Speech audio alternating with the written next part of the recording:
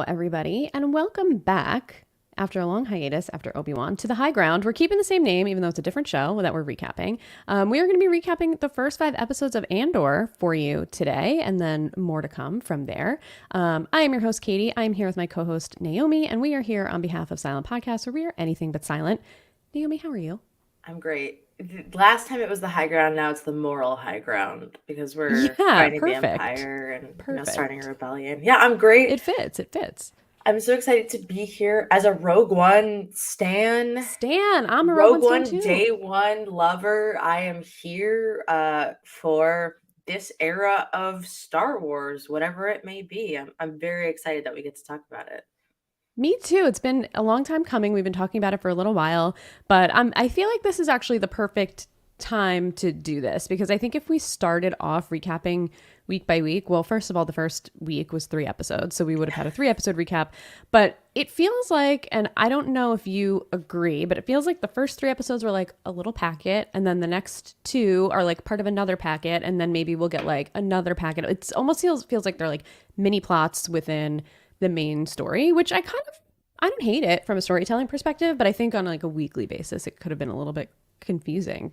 Yeah, I there was a moment when I was watching with my boyfriend and I was like, I don't think we're gonna get to the heist. And he was like, what? Yeah, There's like 20 minutes left. And I was like, there's no way we're getting to the no way. heist. And that kind of I think symbolizes it a lot, is that it's not necessarily that it's bad, but I find it very interesting to release 3 episodes at once that are very tight together, Yeah. have like a start, a middle, and an end almost. I think didn't Diego Luna describe it as like a bunch of movies, and then like everybody in the audience like groaned really hard. That's what I had heard. Is that Oh, well, that there makes was sense like because that's what it feels four like. movies because it's 12 episodes, and everyone was like, "Oh shit, like what is this?" Yeah. But I just really want that episode 6. Mhm. They've got me locked in, but I do wish that there was a little bit more in the interim between episodes 1, 2, 3, and 4, 5 to keep me Yeah. entertained. Yeah, I totally agree. That's interesting. I didn't know that he said that, but that puts a lot more into perspective, I think, for me, because the first three, we watched them all. I mean, I don't know if you watched all three at the same time in the same sitting. I did when they came out. So it Mhm. did feel like it was just a long movie or just a really long premiere where it felt like the first two were just a lot of setup, a lot of plot. And it wouldn't have worked if they were released separately. Like, I can't imagine watching that episode 1 by itself and then being like, oh, I guess I'll tune in next week. And then watching episode 2 and being like, oh, okay, I guess they pulled me into episode 3. Like, I don't think I would have felt that way. I would have been like, this show's boring and nothing's happening, which of course, like, you need to build up the story. I appreciate that they put them all out in a chunk of 3 because I feel like that third episode really hit the ground running and I was like, "Oh, okay, we're going now. We're on the move." And then when we hit episode 4, I was like, "Okay, we pulled back on the throttle a little bit. We're not really going as much anymore. Like we're moving ahead in the story and we're learning more about these characters, we're meeting new characters, but we're not really seeing like the momentum didn't continue." No, and this like I feel like if I was in college right now as like a TV, a majored in television production, I would want to be writing like my senior thesis about like episode structure Yeah. because I feel like we have lost the modern day episode structure with things like Star Wars and the Disney programming, but also like Netflix and the way Yeah. that they would cut the circle or the way that they've been cutting them all. I just watched, Yes. which just a side note, I will be on the episode 6 recap of the Mole and Silent podcasts coming Amazing. next week, so tune in. But there is this very odd destruction of episode structure of like start, middle, end, like intro, peak, and then like descending. Oh God, I forget what the word is. But this is all to say that I feel like in some ways it's interesting, but in other ways I think it's very detrimental to what we're watching, and it manifests in this way of this is kind of boring. This is Right. boring in a lot of. If you just watched episode 1 and walked away, you'd be like, well, I guess I learned a lot about the characters. Right. Exactly. Yes. I think you bring up a really interesting point. I also binged The Mole yesterday. So I watched all 5 episodes of that.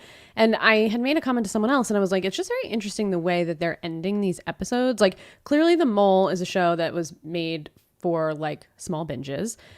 from Netflix Yep. perspective. And this show, that first three, was definitely made for a binge. These feel like they're more episodic, like they're cut like a more standard episode. But it definitely does feel like the storytelling choices are interesting. I'm actually, overall, I really like the show a lot. I Hmm. think this is probably the best series so far, Star Wars wise, that Disney has put out, in my opinion. I think it's what I really like about it is that it focuses on different characters and it introduces us to a new area of Star Wars, new planets that don't involve the Jedi, don't involve the Skywalkers, don't involve, the main overall. Like, yes, we have the Empire, we have, the main big baddie, but it's not like, oh, we have to tie this into like a baby Yoda that's getting cloned by Palpatine, whatever is going to happen with that. Like, it just is what Hmm. it is. Like, it's fitting into its box, into the storyline that already exists, into the timeline, but it is telling a completely new story. And I really like that. My question to you is like, because when you ask, what are the two best Star Wars TV shows? It's The Mandalorian and it's this. I Yep. agree with you. What besides like the Baby Yoda, are there other elements? Because I think I'll text him, but I'm pretty sure my boyfriend said the same thing where he said that he liked Mm, this more than The Mandalorian, which I was kind of surprised by because I always felt that The Mandalorian was exploring the lovely world of Star Wars while mm-hmm. also having a very like human emotional story at its center. But I don't doubt that this Andor is going in a place that I'm like like I don't doubt that it's going to take me on an adventure. What is Yeah. it for you, Katie, that like you feel like maybe brings it over the edge?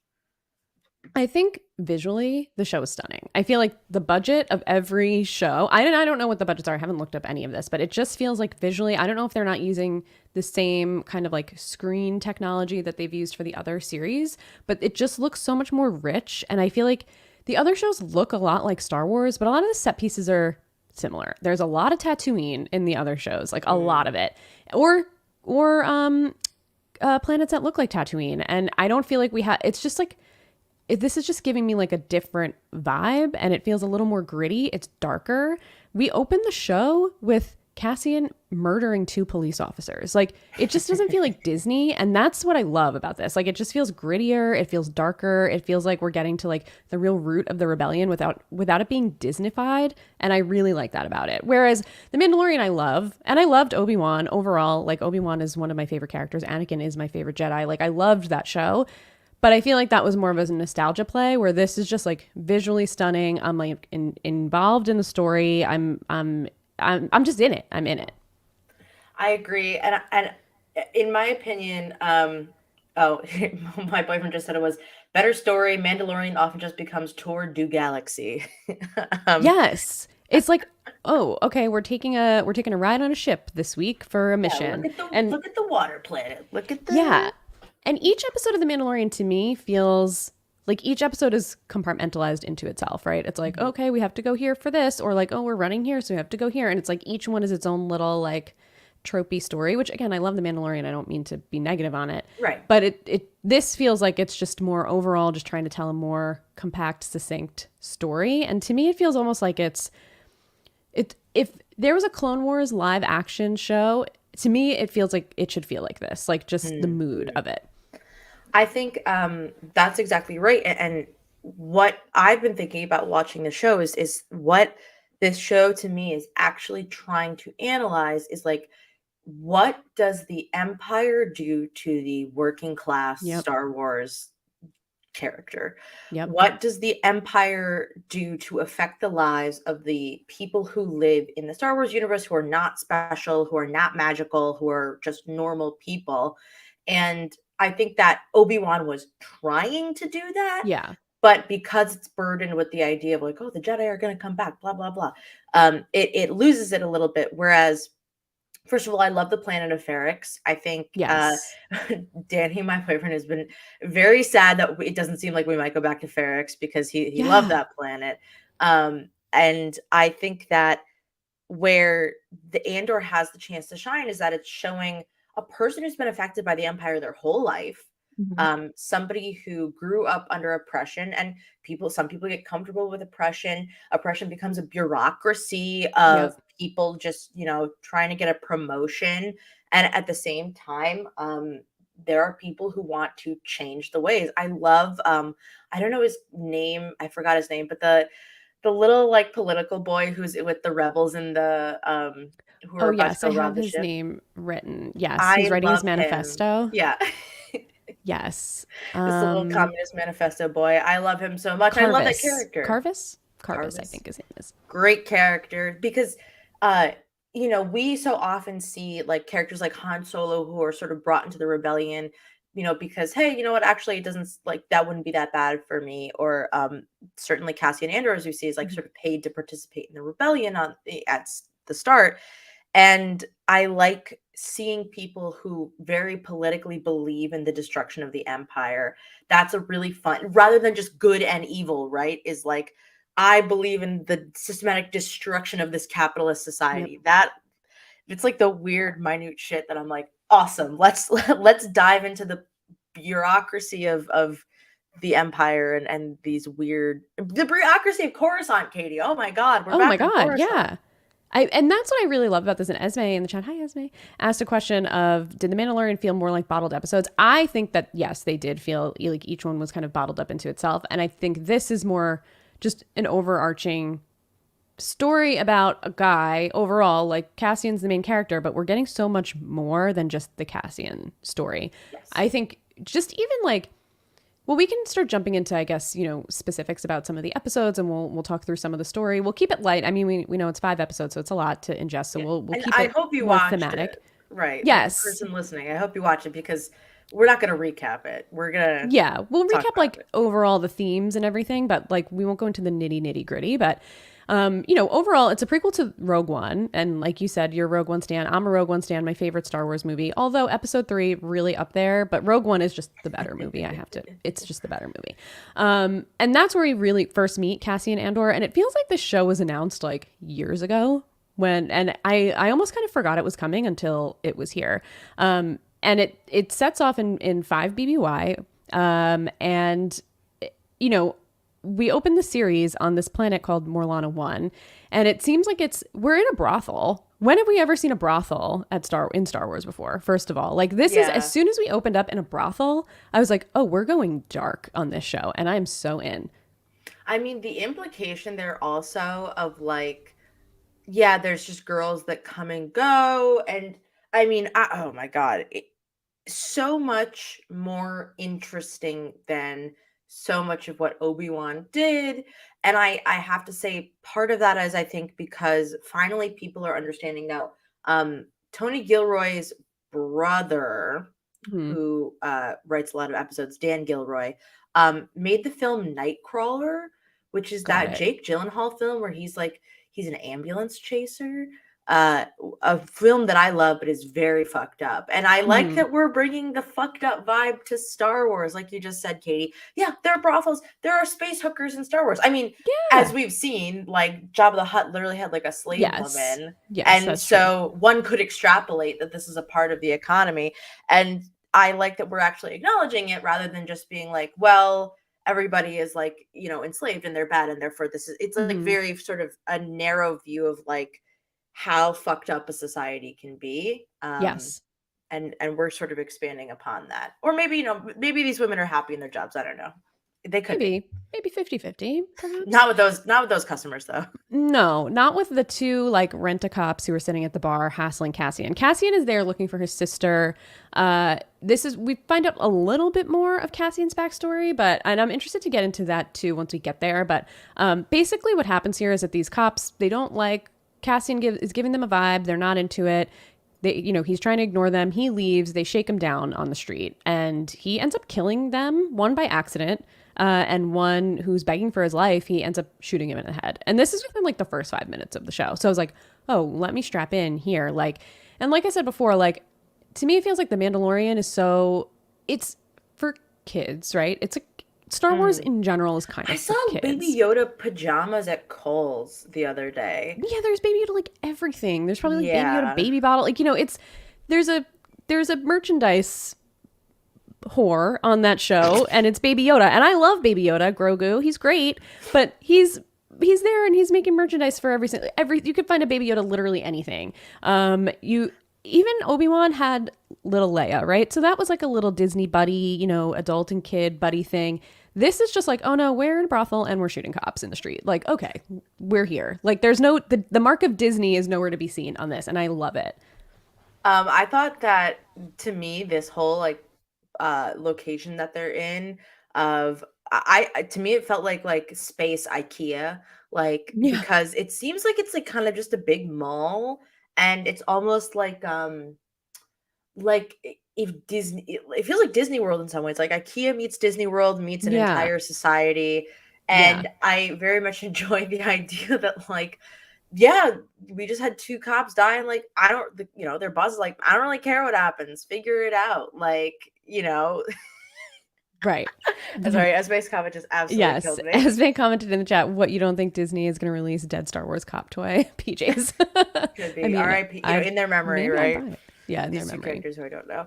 Well, and I like, part of what I love about Star Wars is just like it still feels very wild, wild west at all times. Yeah, you can just Hmm. shoot someone. Yeah, you can just like murder two cops and run away in your spaceship. Yep. And you don't feel like Star Wars is necessarily a world where it's like, wouldn't they have the parameters to stop that spaceship from flying away? Because Right. everything is so sort of, it seems like it has a lot of supervision, but it doesn't. That's, I don't know. You know what I mean? Like, Yeah. if there's no clone troopers there to watch your every move, you can kind of get away with a lot. Yeah, and that's kind of what I feel like it kind of sheds light on, kind of like maybe not the underbelly of like the Empire, but it does show, we meet the ISB, which is the Imperial Security Bureau later in the episode. We meet these cops that are like corporate cops. I don't know if they have an official name. I don't know if you know what their name is, but they're like basically just a police force that's for hire by the Empire. They're not like official Empire. It just feels like they're just like a corporate, or just like a sector, like, your local cops who are like, some are lazy, some are not, some are just clocking in for the job, like whatever. And I like that, like, there's all these different pieces where before it just felt like, oh, we have this Nazi-esque empire that's ruling everything and stormtroopers are clomping all over the place. But like, no, that's actually not really what's happening here. There are areas in the galaxy that like don't have that oversight where you can kind of get away with some things like shooting a cop in the head in the street who has accosted you. Um, I I've looked him up because we're kind of dancing around talking about my favorite character, Cyril. Yes, He's a Cyril. deputy inspector of the Preox Morlana Corporate Authority, serving as part of the Oh, Premor Security Inspection Team for the Morlani system. So okay. Premor is kind of like the name of this entire Okay. planet. Um, Cyril is not, doesn't have the same like Nazi Empire vibes. He's got like Patrick Bateman American Psycho vibes. Yeah. Yeah. And what a character we have been introduced to. I'm so, another like kind of dark turn. This guy, Oh, yeah. like the darkness of, screw it, we're just going to cover up this murder, and then the darkness of this guy who's like, I will do anything to solve a crime. Love it. Right. It's like, okay, so yes. So Cassian shoots this cop in the head, leaves this planet. And it seems like, in Rogue One, we see Cassian, I think, shoot a spy or something like that. And just seems like it doesn't really impact him. This feels Yeah. like maybe this is the first time that he's really gone this far because he does go back to Ferrix, which is his planet where he's living now. And it seems like he's a little bit in a panic. He's like, if anybody asks for me, like, I'm not here, like, he tells his amazing droid, whose name I have written down, B2 Emo. I don't know. Emo. I would like to call him Emo, but I don't know if that's Does he right. call him BMO, or am I just making that up? And he's not the Maybe. character from Adventure Time. Oops. I know. So he's panicking. He goes to his friend, who we don't really know a ton about her. Her name is Bix. Seems to be maybe like an ex or just like an old friend to try and sell this very sought after piece of equipment that he has stolen from the Empire, which we come to find out later is like it just like tracks Imperial coordinates for 9 parsecs. I don't know what a parsec is, but so it's pretty valuable. So he's just like trying to scrounge up this money to run away because he's crossed the line this time, and everyone's like, oh, what did Cassian do now? Like, what did he do? So it seems like he's like the type that gets into trouble but hasn't done anything too bad. But then we go to this police station, I guess. I don't really know. Yeah. Their corporate headquarters, and we meet Cyril, whose boss is basically like, just let it go. These guys were in a place they shouldn't have been. They were on company time. They were at a brothel. They messed with the wrong person. They got killed. Like you just need to let it go, which I thought was just such an interesting take on like capitalism in general, and just like how capitalism also seems to exist in Star Wars. And maybe not, maybe capitalism isn't even the right word, but it's like the bureaucracy of it all. It's like, just cover it up. Like, don't get your hands, like, just leave it alone. We don't want to get extra attention on us from the Empire. Like, just go. And Cyril goes throughout this whole, his boss goes to this meeting at the Empire or wherever. And then Cyril goes to like every office and is like breathing down everybody's neck. And they're kind of just like, listen, man, I'm just like clocked in. I don't want to fucking do this. And he forces them to figure out who did it. And he just doesn't let it go. Yeah, it reminds me of what my little communist boy, manifesto boy, says later in the season, which is like, they'll answer for one atrocity, but they won't answer for hundreds and thousands of atrocities. Yeah. And this is just like one drop in the bucket of Mm-hmm. things going wrong in this terrible empire. There is no justice. There is no um, penance for crimes. At the same time, like, these guys are not any better. And do I actually care that there's no justice for these cops? No, I can't say that I do. Yeah. Uh, but also, what I love in this setup is that we find out that, Cassian is like, he's a guy who's like constantly borrowing money. There's that Yep. really funny scene where he's like, you just told me to stand here and like look intimidating. And I just, whatever that like weird alien guy is who's all tall, that Yeah. killed me. I love that all of his friends love him enough to loan him money, but they're like, damn it, I'm never gonna see those $200 again. Like, Right. it's really got that very classic anti-hero of like this guy who's so prideful, who will never stop putting himself in a worse position, even though he really Mhm. should stop. I just finished Peaky Blinders, and like, I'm gonna make a whole map of like terrible men who everybody seems to worship. But the thing about Andor that is better is, okay, Andor is smarter than Walter White because he has an escape plan. Walter White, no Yeah. escape plan. I just watched Breaking Bad. Like, no escape plan to get out of all of his crimes. Cassian Andor's like, I got it. Here's exactly what I need to do. Call your Mhm. friend. I need to tell him something. Like, he's ready to go. He's telling how his robot had to lie to everybody. Yeah. He's got it all figured out. I love that. I love that he's a very smart character, even though sometimes he clearly makes like very poor financial decisions. Yeah, and I agree, and it almost seems like people are just kind of like at their wits end with him, right? They're like, oh, well, he owes me money, he never paid me back, and they're like, kind of like, this is the last favor. And Bix is kind of like, I can't like just get this guy to come here right away. Like, it doesn't work like that. And it's just, like, it seems like he's putting a lot of the people in his life out. Like, he's really putting them out for him, for favors for him, and they've done maybe just enough. And it seems like, we meet Tim, who works with Bix at, I guess it's kind of like a mechanic, or that's sort of what it looks like. Some kind of like either shop where they fix things or some ship mechanic. I don't really know. But he has basically had it with Cassian. And he's also hooking up with Bix. And we don't really get the backstory of Bix and Cassian. I agree with your boyfriend. I hope we go back to Ferrex, because what happens to Bix? What happens to Cassian's, I guess we can call her his mom, even though we'll definitely talk about that, Marva, his droid? Like, what happens to all of the friends? Like, I want to know where they end up in all of this. I Like, can he's only probably not going to go back there, but like, can we go back? Right. I can only hope that with 12 episodes, right? We're not even Mm-hmm. halfway through. I can only hope that we return to Ferrex because, first of all, great visual storytelling. You see, like, Yeah. AT-ATs getting assembled. They clearly are a sort of steel mill planet, a Yeah. planet that I love the guy banging on the Oh, that was like awesome. anvil chime to wake Mm-hmm. everybody up in the morning kind of thing. Like, there's so much detail to this environment that I think we often lack in a planet like Tatooine or Mm-hmm. desert planets like Jakku, because they just go, well, it's a desert planet, so like it's like desert people. And you're like, Right. okay, yeah, I get it. This is just like another variation on Yeah. like people wear scarves to cover their face from sand. Right. This has so much more storytelling built in. And also, not to jump too far ahead, but I Mm-hmm. think what you can see is that a lot of their outfits appear in um what's the name of the planet he's originally from? Oh, he is from Canary. Canary. If you look at what the Canary kids are wearing, it's a lot of these orange and yellow sort of worker Mm-hmm. suits in like, cut up and sliced up into various ways. And I think it's just showing the influence of the empire on these more remote places that, Yeah.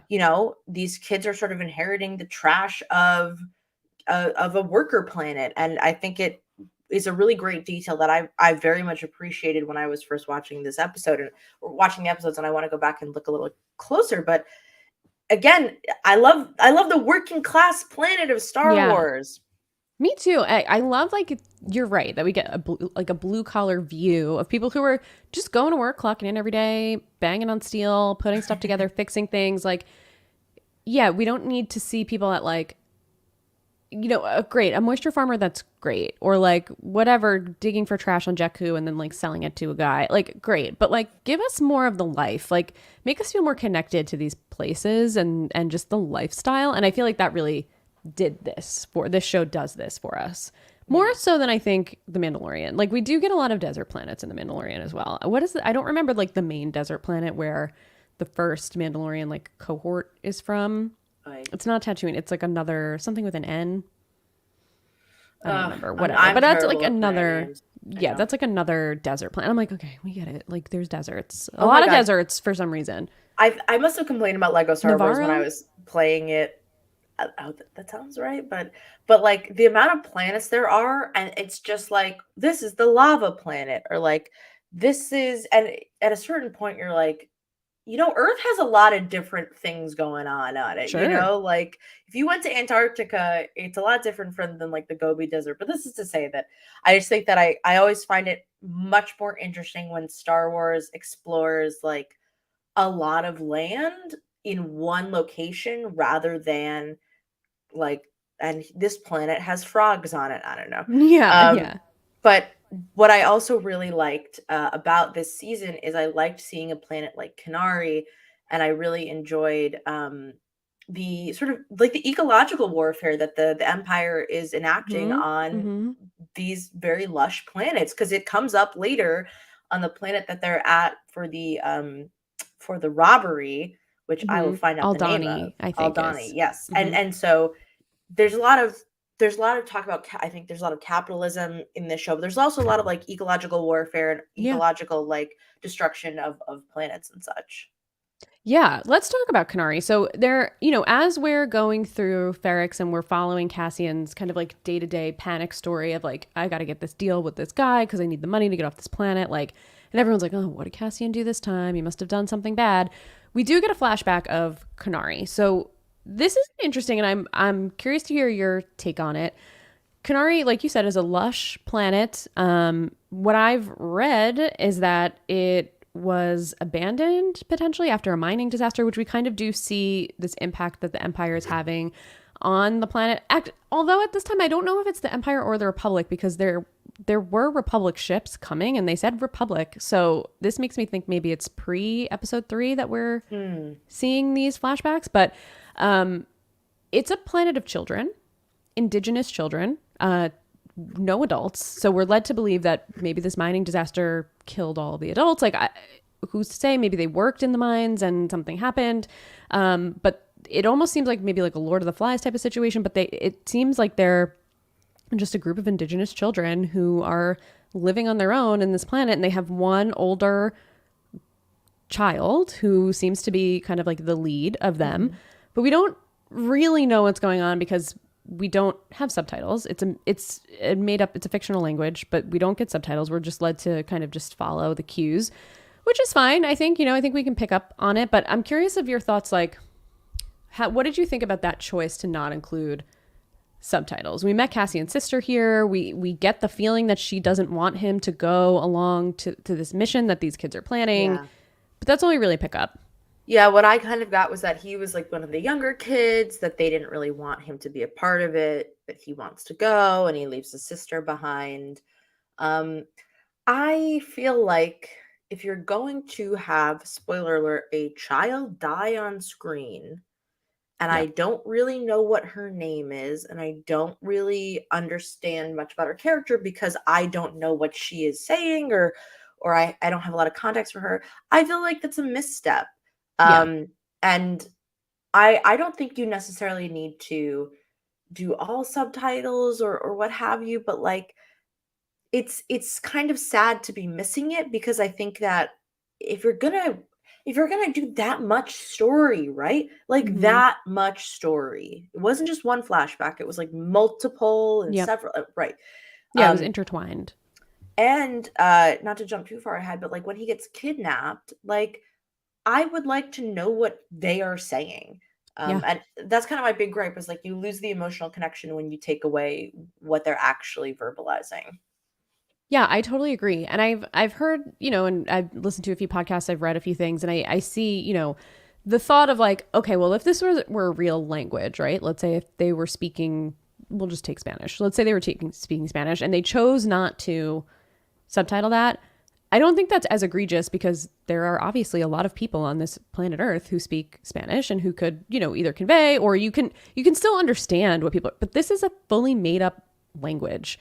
So how are we supposed to infer what they're saying when it's just completely made up? I mean, we can pick up on the themes, right? But you're right. It's like we were definitely supposed to feel the gravity of the lead, the elder child, died. She got shot by, when they went to go investigate, I guess, a downed, I think it was a Republic ship, a Mhm. downed Republic ship. Maybe someone can correct me if I'm wrong, but she got shot and the kids took her. They were upset. It's like you don't feel. We don't know who she is. We don't know how these kids got there. We don't know why there are no adults. We don't know what they're saying. It just seems almost like they included this like indigenous group of kids just to be like, look at these indigenous kids, but we're not going to like give them any agency or give them anything. I don't know. It just felt a little weird, like a weird choice to me. And I really do think that, like, if you're going to show that this is a society of children and Right. this is their leader, because you mentioned Lord of the Flies. Lord of the Flies was not this organized. They did Right. not have Yeah. leader Yeah. quite the same way. So who is she? What does she have to say? How is she a good leader? Because it seems like she has a very effective leadership role in these children. Yeah. And the kids are Um, upset when she gets shot. yeah, so I just We're wish led there to was believe. more of her. I do like the the set piece of Canary, of the downed ship, because I Yeah. think that, Beautiful. yeah, again, it shows like the ecological disasters that just casually happen due to, like, the Empire/Republic control, but also like very scary that that guy just shoots her. Like that Oh, was yeah. crazy. I did Totally not crazy. expect that at all. I expected her to kill him or something like that, but I didn't think that they were going to go that route, and I was very surprised by that scene. But like, again, these scenes are not bad, but I think would be greatly improved with dialogue. What did you think of Marva? Because I thought this was the I was not This to expecting me this is the plot most point. egregious thing of Mm, the Canary plot line is that so Cassian doesn't go back with the other kids when the leader of these other children is shot. He goes onto the ship to explore and see what's on there. Um, and Marva and someone else from, again, I guess I don't know where they're coming from, uh, comes on the ship, and then she's like, oh, and she sees Cassian, and then she's like, oh, the Republic ships are coming. We have to take him out of here and keep him safe. And she kidnaps him. I mean, that's it. She's kidnapping him. This white woman is on the ship kidnapping an indigenous child and taking him away as a white savior. And like, that's it. Then he's never going to see his sister again. Like, no regard for what his life and his family and what he might be going back to. Like, you don't know if he has parents. You don't know that this is just a civilization of kids. Like, it's just like, whoa, you're just literally kidnapping this kid right now. yeah, I feel like this is like, it wasn't her sort of colleague being like, "What are you doing? Don't take Yeah, him." Just like get him out of there and put him somewhere else. I feel like this is maybe the plot point I would like to explore the me too. most, which is, him saying, "Well, look, like I understand that you thought that the Empire was going to kill me, the Republic was going to kill me, but like I had a life on that planet, and like I Yeah. had a sister, and you wouldn't know that because you can't talk to me." And I'm curious. I really do hope that we explore that storyline with the actress playing Marva. Do you know who she Mhm. is? No. She is Aunt Fiona from Harry Potter. Oh, I'm not a Aunt Harry Potter Petunia, Jesus, person. Aunt Fiona. I think her name is actually Fiona. Aunt Petunia from Harry Potter. I'm not Um, a Potter person. not a Harry I'm Potter. All right. sorry. Any No, of I'm the any, sorry. it's okay. It's I a didn't know blind who she spot for was. me. It didn't click to me until I looked it up. But anybody who's listening, she is Aunt Petunia in Harry Potter. A lot nicer this time around, but still questionable Oh, so choices. we don't like her in Harry Potter. Oh, she's like the evil. She's like the aunt who Oh, keeps okay. him in the cupboard under the stairs. Oh, okay. Oh, Yeah. well, fuck her. Yeah, it's child abuse, you know what I mean? Yeah, A lot of totally. child abuse in Harry Potter that we just like kind of go like, oh well, that's like sad, but all right, moving on. Yeah. Anywho, um, something I also wanted to talk about was like when he, you know, have these Canary flashbacks, but when he's actually on the planet with his quote unquote mom, um, I found it so interesting that like he really wouldn't tell her the Right. truth. Right. That he wouldn't even like, you know, clearly she's like a rogue of some kind. She's Mm-hmm. like a world traveler with lots of experience, and he couldn't even be like, yeah, I'm kind of in trouble. Like he Right. just, I don't know. Thought it was funny, but Yeah, we I would set her up really in like this way. to. Yeah, I would like to explore more of the personal dynamics of Cassian and his life, which I'm worried that we're not going to get it, but I hope that we do because, like I said, we had Bix. We don't know what their relationship is. We know Cassian is searching for his sister. That's the first scene that we see in the brothel. He's looking for his sister that he inadvertently or involuntarily left on Canary alone because he was kidnapped by Marva. So, like, I just want to know more about these people. I want to know more about Marva. Like, I just want to know. I just want to know more. I hope they give us more. And, you know, they've done flashbacks already, obviously, as we're talking about. So we might get some more. But the Canary stuff I think is interesting. I would like to know more about the planet. I just wish they gave us a little more depth. Like, give us a whole episode. Although I guess they can't because they're not subtitling it. So, like, what are we going to watch a whole episode of a fake language? Like, I don't know. It's interesting. This was the one Mhm. thing I was kind of like, I don't know how I feel about this. I agree. But I, you know, the other part of it is like, are we coming back to this? Like, Right. I that's my big question. Are we going to come back to explore what I think is a very interesting part of the story, but like is not explored enough? Yeah. The thing, too, bringing it back into present day that Mm.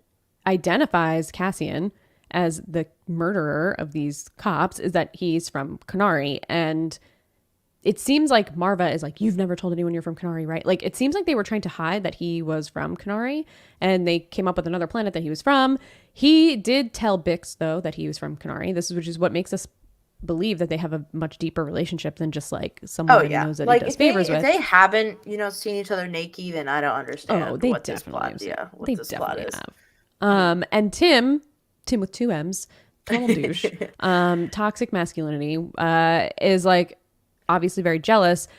Bix has told Tim that he was born on that Cassian was born on Canary, and that's how he ends up reporting Cassian to these cops who put out an alert for him. So this is basically he's just like seemingly jealous and upset that Cassian keeps coming around talking to his secret girlfriend. They're not even public. They just work together and they're maybe friends with benefits. Maybe she goes out and does secret stuff and he feels like it's on behalf of Cassian, which kind of is because she goes into this secret place to call her buyer. But like he just gets big mad and then is just like, you know what, fuck it, I'm calling the cops on this guy and I'm getting him taken away. And little does he know he's bringing in this like paramilitary police situation onto his planet. Yeah, I'm curious, like, you know, he was on this planet looking for a sister on Primor, but like he couldn't have been there that long. Right, So was he traveling a lot looking for them, or did he just step away for a week or two? So Tim, right, you know Cassian. Like there's that to me, there's no question that they've known each other. And like right. Cassian's probably just like been a friend to your girlfriend. So chill the fuck out, my guy. Yeah, Tim snitches get stitches. It's all I can say. Like you get what you Yeah, he got deserve. his. He You got reap what you his. sow. But I do think it's so funny that Bix like just loves to lie to her boyfriend and be like, I just gotta go do an errand, like Yeah, just running BRB. errands. Girl, Yeah, get like specific. I hate to tell you, Tim. I mean, it doesn't matter anymore, but I hate to tell you that, like, if Cassian's gone, she's still gonna be doing that shit. Like, she just does not want you intimately involved in her day to day business, and you should respect that instead of calling the police on her friend and, like I said, bring a paramilitary police group to your planet and just getting people killed, including yourself, because that's exactly what happens. He calls, an alert goes out for Cassian. They do end up realizing that it's him based on his Canary heritage. Tim sees it, calls because he's jealous as hell of Cassian. And then the police come. It's like this little ragtag group of these cops that's put together by Cyril. And they're like, these guys are like, I don't even know how to explain them, but they're just like the worst of the worst. Like they're just like, yeah, we can't let our boss just sweep this under the rug. Like we gotta do something about this. And they're just in way over their heads. Like these guys are total losers. They come, they think that they're badasses, and they have no idea what they're meeting when they get to Ferrex. Like these people are not interested in helping them. It turns into maybe like an all out, not a war because it's not really like they're not a military, but like a shootout, and they lose.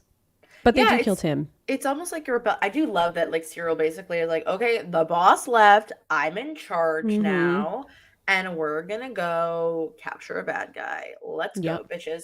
I do love like the little snippets we got of Premor where like the employees would be working and then be like, bro, this is fucking stupid. What are we Yeah, doing? they're like, I'm Hello. just here to get a paycheck. They were hilarious. Yeah. I again, great details of like sometimes working for very evil people is like very normal to you, like it, or it, Right. like this side of things where it's like, yeah, there's a lot of bureaucracy in the galaxy and you could be like a paper pusher and Yeah. it's a way to get by. It's like people And who work at Facebook or Amazon or whatever. They're just like trying to get a paycheck. They're not thinking about like Jeff Bezos and Mark Zuckerberg ruining the world and democracy around them. right, but maybe they should, maybe Maybe they they should should. think Maybe get some standards. a little But, more crit people think. need to check.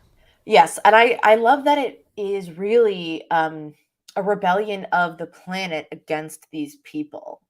Because Yep. even though I think they figure out that they're there for Cassian, because of like I think there's sort of like a hologram put out, like Yeah. they're looking for him. But they don't want Cassian to be captured, and they don't want the No. Empire to have control over their sector, so they rebel in the way that they know how, creating noise, creating chaos. I loved this scene very Yeah, much. this And was I think amazing. the sets that we got to sort of go in and out of, the way that the society as a whole was rebelling, the speech that Marva made to the cops that were in her home, like Oh, yeah. then frickin' we have not even talked about Stellan Skarsgård, my Yes. guy, the wig-wearing icon, but the way that he creates, the most chaos possible to get Cassian out of there kills me. He's really like a legend. Yeah, he is great. I think to focus a little more on the townspeople, and then we'll definitely talk about Yeah. Stellan Skarsgård, who's I think his name is Luthen. He, the townspeople. You're totally right. It's like a rebellion of the people, and they like intimidate the hell out of these cops. Like these cops think that they're just going to come in and wrangle up whoever and find Cassian, but no, like they're closing all their gates. They're making noise. They're like, it's really awesome to see. And I don't think that these cops have. I think part of the thing is that they don't have jurisdiction over this city, so they're kind of coming in but definitely unwelcome because they don't have jurisdiction there. But while this is all happening, Cassian is on his way to go meet this buyer that Bix has set him up with, who obviously has bought things before, but this is like he's got this big imperial thing now. He's like, we have to do it face to face. Like we have to meet this guy. And he agrees, and we meet Luthen, who is played by Stellan Skarsgård. And we're introduced to him like at the end of episode 2, but we really meet him in episode 3. And this is where like we just fully ramp up speed. And Yeah. as the cops are coming, it's just like they're having a conversation. It seems like Luthen is like almost more interested in where Cassian got this piece of equipment versus like how he did it. He's like, or like not where, I'm sorry, how he did it versus where he did it, because obviously, as we find out, he then wants to recruit Cassian as part of the rebellion. Mhm. But, he's like, how did you get this piece of Imperial equipment? He's like, you just walk in, like they're so fat and satisfied, they can't imagine it that someone like me could ever get into their house, which I just thought was great. And you can tell like Luthen just had a lot of respect for Cassian and obviously knew of him in some way. Yeah. And a great sort of MacGuffin of like, oh, he totally just wants this Imperial device. It's like, no, I want No. you. Yep. You Want are you. important. And to me, the most important part of these stories, right? These moments where we are extending into something we already know has happened. Hmm. For example, Obi-Wan, we are extending into what we know has already happened, which is like Luke and Leia and everything 4, 5, 6 beyond. Mm-hmm. And I felt like you and I both felt it was sort of a misstep in what we could explore in the interim between 3 and 4. There must be so much juicy details there, and it really flopped. Hmm. I feel like this has, the opportunity to analyze again what happens between 3 and 4, right before 4, right before Rogue One, Yep. and they are really running with it. They are running with this idea that, you know, how do we show the beginnings of a rebellion that eventually takes down the entire government? Because Yes. it is not just some people shooting out some cops and winning on a planet. It is not just blowing up the Death Star. It is Yep. all of the hard work in between. And that's what I actually really like about Luthen is I was not expecting him to be the entry point for Cassian No. into the rebellion. I was very surprised by that. Do you like the this sort of sentiment of like you should join the rebellion because I'll pay you? That was always what I was thrown off Yeah, by. so this is interesting. So they do end up leaving Canary together because Cassian really has no choice. Like they win the shootout, they shoot some cops, whatever. You're right. There's total chaos happening, created by Luthen to help get Cassian out of there. And we do get like this parallel scene of adult Cassian looking out the window of the ship as he leaves his planet, his home. Same way he looked out of his ship or out of Marva's ship when he left Canary, which was a nice parallel. But that's really where we ended episode 3. Then we got into episode 4 and we learned a little bit more, but yeah, I think it's really interesting that, sorry, I don't know if you can hear Matt screaming in the background, but the Jets are playing and Matt is screaming his head off, so it just really distracted me. So apologies if you're listening to the I podcast was like, and I just I started figured that was making no somebody sense. outside. That's even No, funnier. Sorry it's about the not. Jets. No, I don't know what's happening, but it doesn't sound, oh my God, it's still happening. Okay, so anyway, so yeah, we hear, he tries to convince Cassian to join the Empire, to join the rebellion, but then Luthen is like, okay, fine, I'll pay you, which like it's an entry point, right? I mean, like whatever works. Cassian needs money. Was it They need 30,000 Cassian. credits he's gonna get? He gets a deposit Yeah, I for? think so. Hmm. Yeah, and right, like people need money in this society still. Like, and that doesn't mean that they're not going to do what they want. And we'll get into it when we get to the little rebellion boys. But like, Cassian is motivated by money because he Hmm. has a lot of debts to a lot of people, but he also is searching for something that is like kind of impossible to find without the Right. financial resources for it. Right. Exactly. And so this is where, he ends up dropping Cassian off at the planet Aldani and he meets Vel, who is kind of like the, I guess, de facto leader of this little small group of rebels who are planning to steal an entire quarterly payroll for an imperial sector, which I don't know what this means, but I guess it just means they're taking their money. It's Yeah, unclear to me. this was Like, weird. what's This is the like payroll? Is it like the list of, is it like you're logging into their QuickBooks and taking their you're info, or stealing like a you're bunch stealing of their like money? social security numbers. Like, Right. what I are was they like, gonna what is do this? here? I thought this was hilarious though, that it's like, okay, what's the big robbery? I was like, oh, they're gonna blow up like a fleet Yeah. of ships or something. No, no, we're just gonna take their payroll. Yeah. Um, Which I guess they Vel, just need money, right? Funding. I guess so. Yeah, Vel is played by the actress who played the waif in Game of Thrones. Oh, I know it took me like I didn't recognize her, and then somebody made a comment somewhere, and I was like, "Oh shit!" But also one of my other favorite characters, and this is more so because he is a comedian, I know, but the actor who plays the like kind of dickhead bureaucratic empire guy, um, yes. For the ISB yes, that we meet. He's the that maester, Oh, right? yes, Kyburn. Yes, yes, yes. Yes. But there's also his like underling who is fighting with the woman. Oh my god, I don't know any of their names. Hey, I'm trying Oh, to her name find is Deirdre. Deirdre. Okay, so Deirdre has that like work enemy, right? Right, right, right. That is Ben Bailey, aka Doc Brown, who's on Taskmaster, and as a comedian I Oh, really like. And very strange to me that he does not make it into the this is just me picking shit apart, but he does not make it into the like the end oh, credits. Like I never see his name, even though I'm like, this dude has so many lines. Like oh, that's I so I weird. I know I thought he was only gonna be there for like one episode, but he like is there for so many episodes. That's Um very interesting. I know, right? But oh well. I'm gonna find his name while I'm is it Brasso? No, no, no, no. That's his friend. All right. BRB. I gotta find his name. Okay. Okay. Drives me nuts. Well, so basically, Cassian meets Val. She brings him to this group of like they seem like shepherds. I don't know if they actually are shepherds, but this is the group that is pulling off this scheme. And a lot of episode 4 is met with, just getting to know them and getting to understand and building up trust between Cassian and them. I think a lot of the trust is really built up in episode 5. And we learn a little bit more about their motivations and they learn a little bit more about Cassian. But Vel does not tell them that he's a mercenary. They do find out in episode 5, but when she introduces them, he's just kind of like this mysterious dude that is dropped off by Luthen, and that's really it. They're meant to believe that he's also part of the rebellion, which he's not really. He's just a dude for hire. His name is Supervisor Blevin. Oh, Blevin. Not Kevin, but Blevin. Yeah, I feel like I really enjoyed the tension of him getting dropped off with these rebels. Because you can clearly see it's one of those, it kind of feels like he's like getting dropped off to be babysat and nobody wants to Right. babysit him. And you can really feel how like everybody's very tense about this idea of introducing some random new person into their ranks who they Mm-hmm. don't trust fully. Although he really has like the easiest job. He only has to be there for like 4 days. They've been camping Right. out there. They must smell like shit. They've been camping out there for Oh, so yeah. long. And then they finally just get some schmuck who shows up.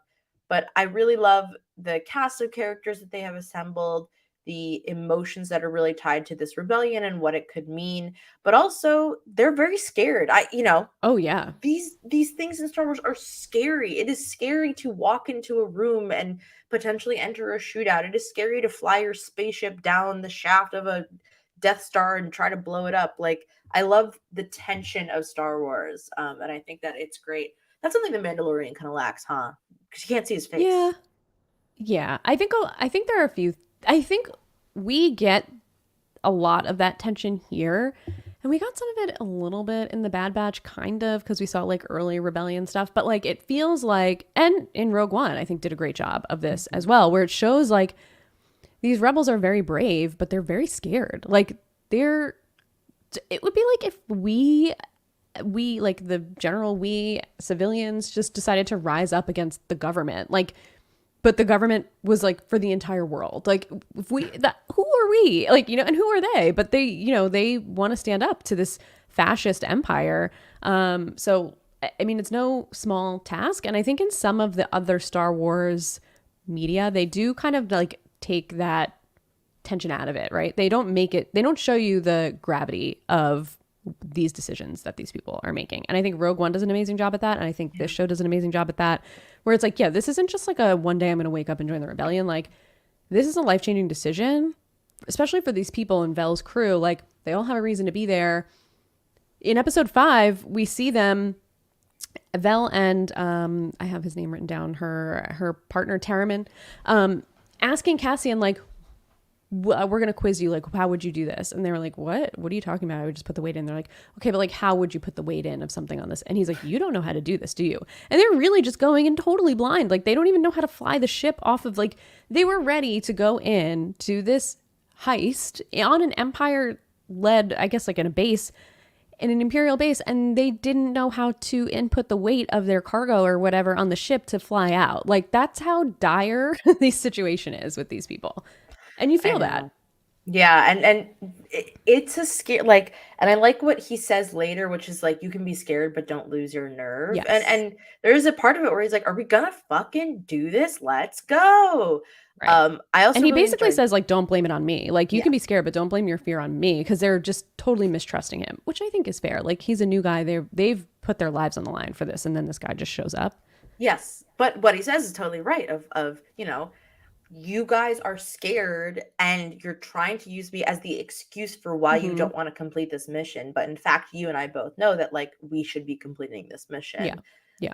I also really liked Screen is his name, aka cousin Richie from The Bear, Oh, yeah. aka one of a shitty ex-boyfriend of I think Lena Dunham on Girls. This Oh, actor Desi, this actor is hilarious to me. And he's great. it was so fun because I started watching The Bear, and then this Mm-hmm. motherfucker showed up in Andor, and I was like, wow, booked and blessed, good for him.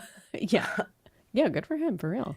But I have to say that the once we move to this planet, I do miss Ferrix, and I hope we will go back to Yeah. Ferrix. But I don't think that this planet is necessarily, and this storyline is necessarily like a downgrade. Um, you know what we haven't really talked about though Hmm.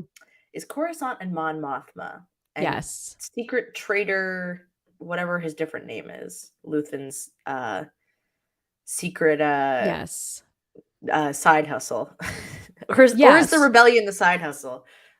Yeah, it seems like this is a side hustle and the rebellion's the real deal for him. But yeah, Luthen, he is a wig master and he puts on his costume, his wig, and he is cosplaying sort of as a high-end gallery owner. And Mon Mothra makes an appearance and comes in and she's buying, quote unquote, buying a gift for her husband. But it just kind of shows like the underbelly, like these are like the roots and like the underbelly of like where these things take place, right? Like right in front of you in these stores, they're like these safe havens sort of for these people in the rebellion. And that's where like the planning is happening. So under wraps. Yeah, and but she's also being monitored at all times. Like she Yep. gets new drivers, new servants all the time, and her husband's a dickhead. Total Uh, dick. I really enjoy also seeing the upper echelons of Mhm. society and seeing how rebellions start. Because part of it is they do start with funding. They do start with like Yeah. rich people also wanting to make the changes. My question, Katie, I don't know if you understood this more than I did. The scene where she's arguing with her teenage daughter at breakfast, what are they arguing I about? have no idea. I Okay. have no idea. I was watching it and I was like, I don't know what is happening here. It What just are they feels like fighting there's a about? lot of tension in this family. That's all I know. Like I don't know what they were arguing about going to. And I was like, Yeah, what because are they they went fighting to about? it and then they were in the car back from it, but I don't know what it was. Like, I have no idea. Okay, good. I'm not the only one because I was like, damn, No, I I have really no was not clue. paying attention, huh? But I like what Luthen can kind of do in this disguise is like really blend into the upper echelon of Hmm. society and make connections with galactic senate members. Hmm. Especially I like that she's like, yo, this galactic senate's bullshit, we gotta get out of Yeah. here. Like at least somebody noticed that shit was going down. Mon Mothma, one of the only people to be like, you know what, this sounds a lot like fascism, and for me, I'm out.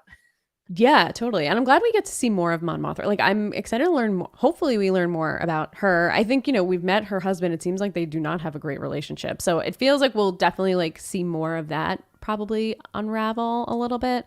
So I'm kind of excited just to even like, this is what I really love about how they're tying it back into kind of just like this overall world is that like there are all these sub stories. We meet Deirdre, who's like a total fascist weirdo, who's like the more fascist version of Cyril, kind of like they're both like Mhm. very ambitious. It seems like she maybe started where Cyril started and rose through the ranks and is now in the ISB. And she's just like, I'm going to find these secret cells or whatever, like of these rebels. This is too, like, it can't be random. Like, this is so random that it can't be random. And she's like working overtime to figure out like what's going on.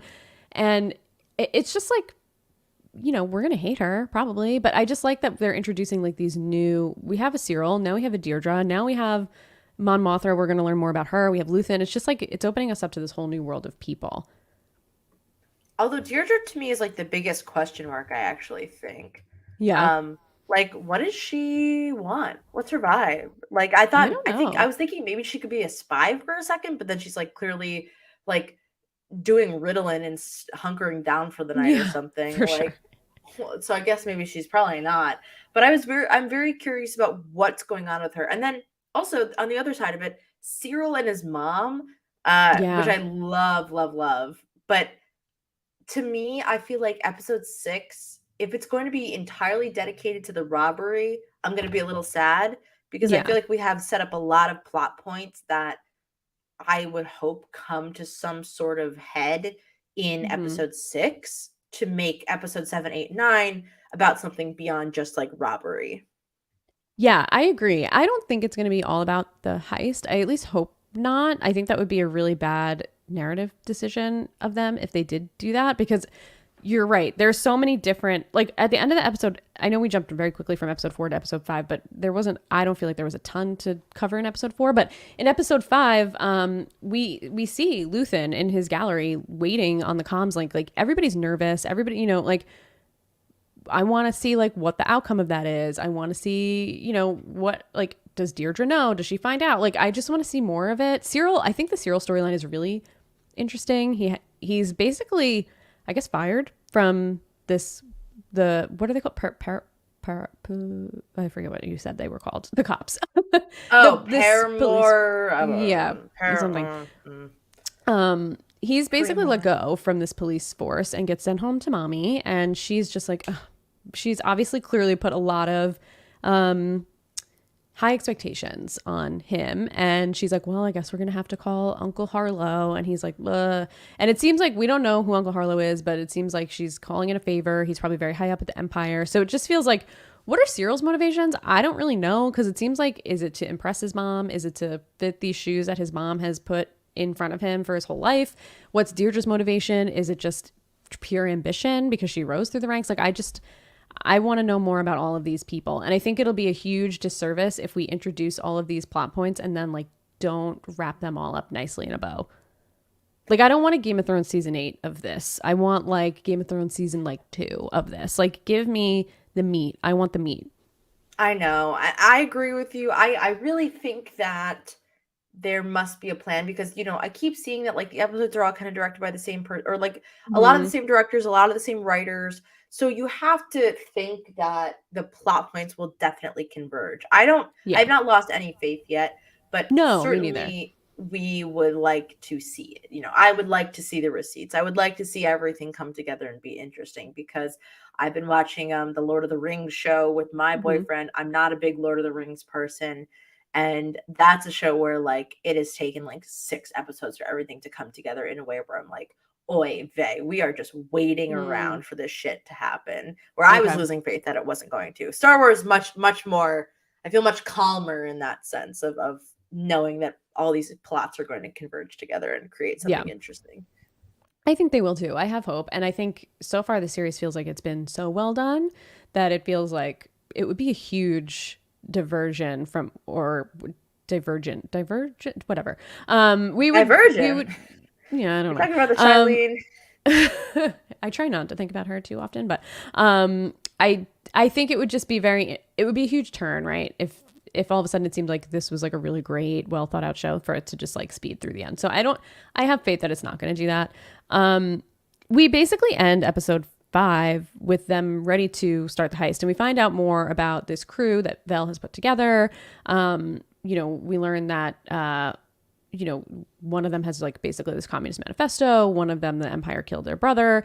And, we got tensions rose because of Cassian and the mistrust of Cassian. And Belle does tell them that he's paid.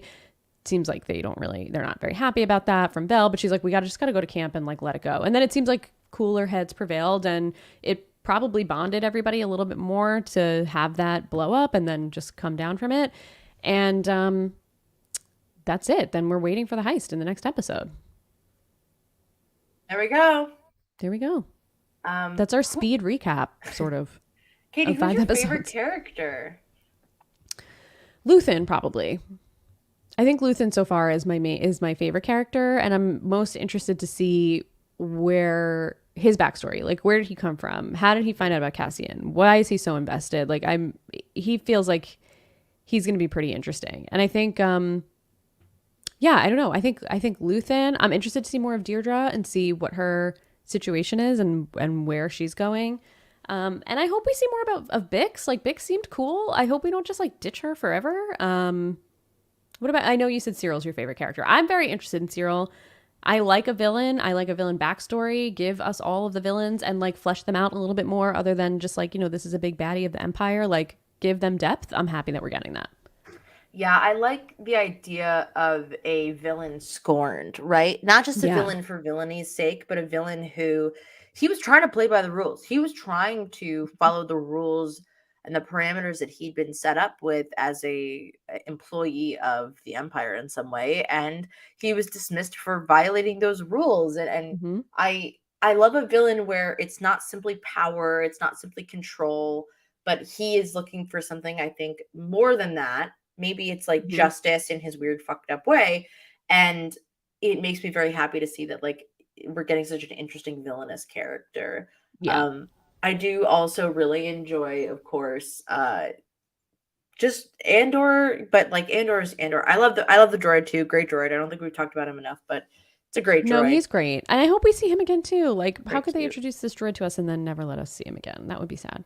But the other thing I was thinking about is like if we've gone to Coruscant, where do you think we could also go? What's another planet we could maybe visit that we Hmm. haven't visited in a long time? That would be. I mean, we did visit, of course, in Obi-Wan Kenobi, right? But did we? We did, right? We went back to like them We fighting in the Jedi temples a little bit. did. Yes, we did. But we did that was like more of a flashback. I'm Yeah. thrilled to see more of Coruscant. Give me more Coruscant. That's all I want. Like give me more Coruscant. I'm happy with that. I like that. Give me more of like the inner workings of like the government of it all.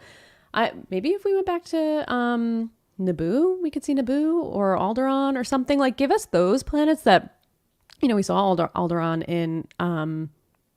in Obi-Wan, but like is Leia's, and I don't want to loop in Leia's dad and like all this other shit, but like maybe we could just see like some of these other players and senators how they interact with each other, even if it's like a quick cameo, like that would be cool. I don't know. I would like to see more like more affluent, like more influential planets. Is that's what I want to see. We've done the desert, we've done like the lower levels of these planets and like these dark alleys and stuff. Like give us more of like the high society of Star Wars. So I don't feel like we've Mm, explored that enough. I agree. I like the when Mon Mothma was having like the big sort of discussion about the political dinner she was having, Mhm. right? And the sort of intricate politics of the empire, because we have to remember that like there are like senators who are fighting for bills and fighting for their like I wanted to say countries, planets, whatever, Yeah. fighting for their race of people. Who Yeah. knows? It's always weird. I don't fully understand how, who votes in what Senate race, right? Right. But she does have these political ambitions and does have political situations that she's in on a daily basis. And so to hear her explore that a little bit more, I thought was compelling. I wouldn't watch a whole series about the Galactic Senate, I'll tell you that, but at least we got something I think interesting. I would. You would. I Like a mean, C-SPAN of the Galactic Senate. well, maybe not that, but like a West Wing of the Galactic Senate. I think that would be cool. Or like even if it's more of like obviously deep in on House of the Dragon, and I always liked like in Game of Thrones like the more like the way the pieces move. Like I don't need to see Yeah. these big battles and stuff or like heists. Like I like to see the intricacies of like how these people are interacting and like how these pieces are moving around the board. That's what I want to see more of that. Which, Okay. although I guess we got like the Trade Federation in episode one, and that sucked. So, like, maybe I don't want more of that. I don't know. Maybe I'm eating my words here, but I think we could do it a Okay. little better in 2022, 2023. All right. So my new like I'm excited for this episode. When does it come out? Wednesday. Wednesday. If we don't see them rob this fucking Oh, we're going to see it. We're payroll, definitely going I'm to see gonna it. lose my fucking I think we're mind. definitely going to see it. So now here's a question. If you don't want to really think about spoilers for the robbery episode, I would say skip ahead a little bit. Do you think anyone's gonna die in this Yes. episode? Yeah, Who do you think's gonna die? as soon as we saw that kid giving his manifesto, Matt, my boyfriend, was like, "Oh, he's gonna die," and I was like, "Oh yeah, no, he's like prime, definitely gonna die." Like he just seems like bleeding heart, doing it all for the right reasons, wants to make a difference, and like those are always the prime characters that will die. I could see Vel dying, and them kind of being like in shambles without their leader. But yeah, I don't think we're gonna be doing like hate to keep bringing up Game of Thrones, but I feel like the prime example of this is like the Long Night in Game of Thrones, which was like the huge battle with the White Walkers, and like no main characters died. I was like, okay, well, this is completely ridiculous. Yeah. So I don't think we're gonna do that here. It seems like this show is a little more gritty and willing to take those types of chances. Yeah, and I think again, part of what Rogue One was like, hey, we've never seen these characters in Star Yeah, Wars. So yeah. take a guess. And maybe that doesn't happen for these guys. There's still a lot more rebellion to rebel.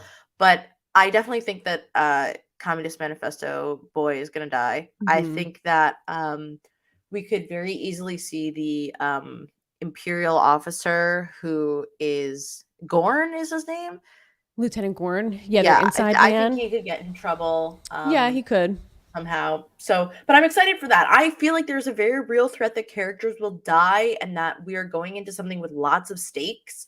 And so rarely do we actually get to experience that, I feel. Yeah, I totally agree. I think the one thing that I didn't mention about what's coming or what they've talked about a little bit that I want to see more of is I guess they're talking about like this festival. I don't remember the name of it. It's like the Eye or something. Yeah. And that base is usually a skeleton crew and no one wants to go to Aldani because it's just a very dull place. But this is like they want to go outside and see this and they're going to use Celestial that as their event. cover. Yeah, the celestial event. And they're going to use this as the cover for their heist. I want to know more about that. They did make a comment, I think it was the last episode where they're like, oh, less and less Aldani people are coming out to see it because like they're probably dying or they're gone or they're migrating off their own planet because of what the empire is doing. So like I'm curious to see if we learn a little bit more about that. And maybe we'll get to see this event, this like celestial event. That would be cool. Hmm. I'm looking forward to it. I hope that it is as interesting as they described it, right? It I sounded hope like so. a lot of shit. So they're gonna really put the volume to work, right? The Star Wars, Hmm. the technology they use to create all the backgrounds and stuff. I'm excited. Yeah, I'm excited too.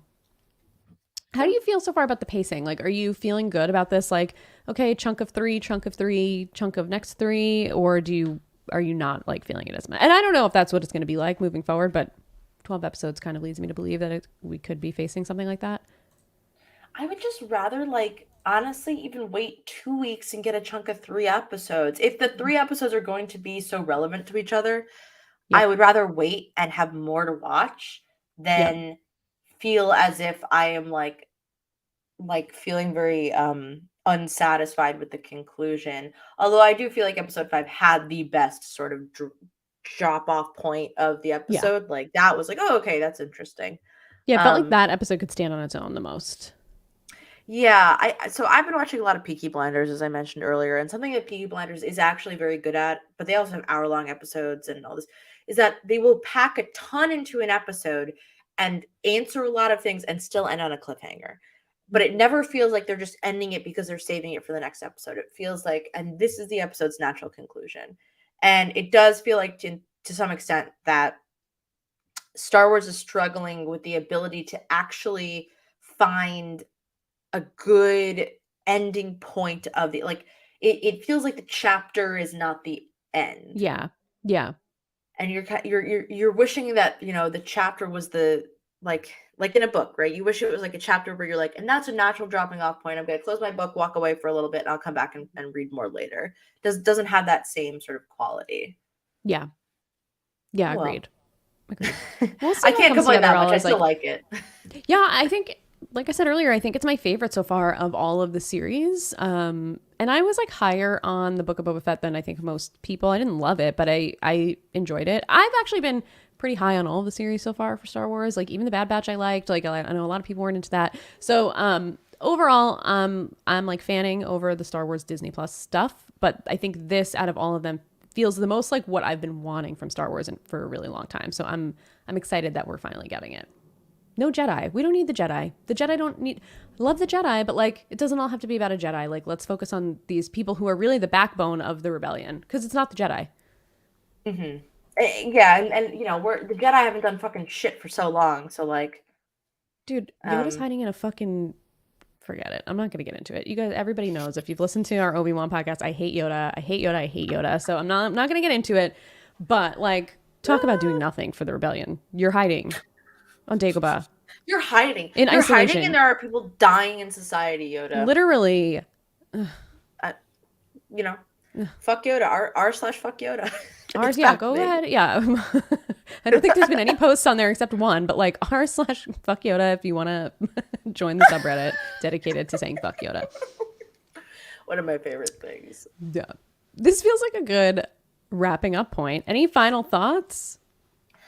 Um, I don't know. Just if you're listening to this podcast and you're at the end, feel free to at both of us. I think we love talking Yeah. Star Wars and we love Yes, thinking please. about the episodes that have come out. I'll always plug our good friends, Orir and Tommy over at Star Wars. I think also some great Star Wars recaps. But mostly just I like how varied this galaxy is. We Yes. have, we have members of high level generals in the empire. We have just hardworking blue collar people. We're missing a little bit of the aliens, right? We're missing, Yeah, just that's the one or one thing we're not two getting enough of. little weird guys. Got some good We have time. droids. Got Hopefully some we get more. interesting storylines. I'm here for it. Rogue One forever. Yeah, totally. I'm here for the ride. I'm excited to see where it ends up because the last series that we watched, we knew where it was going to end, right? So this one, it's like, we don't know. We don't know. Naomi, where can the people find you if they're looking for you? Oh, Not like your Katie. address, but like, Yeah, so Queens, New York. So you can find me on Twitter at Naomi Calhoun, NaomiCalhoun. In case you don't know, now you know. I just was on a couple episodes of post show recaps. I was very blessed to join not only the White Lotus recap, but also the Game of Thrones versus House of the Dragon pod oh, with fun. Latanya and Wiggler, and that was super funny and very, very fun. So please check that out. I had a great time talking about Game of Thrones. Um, Speaking of which, Katie, Mm-hmm. I'm gonna come on the Silent Podcast Game of Thrones podcast soon, Yes. which I'm super excited about because you guys are all amazing podcasters and such Thank you. smart media critics, and I cannot wait to talk Game of Thrones some more because House of the Dragon really, but it's tough out here. I've read Yeah. the books, not House of the Dragon, but I've read the other books, and my boyfriend doesn't know shit about Game of Thrones, so I don't really have anyone to talk to about it. So I'm very excited to All right. join Well, you Thursday guys. is your time.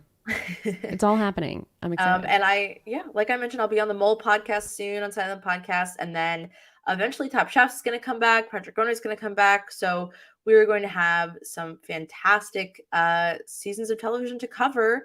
And on top of that, if you haven't already, you should listen to me talk to Mike White for Mike White Was Robbed, my own podcast, because that was super fun. And now he has Emmys. And so tangentially, I have Emmys. Yes. How freaking, it's like you set him up for that Emmy win. You interviewed him and then boom. Yes. Oh, and I was on Renap recently too. That was a lot of fun. You should listen to that. Okay. Naomi's all over the place. I know. On all your favorite podcasts. And barely any of them are my actual podcast.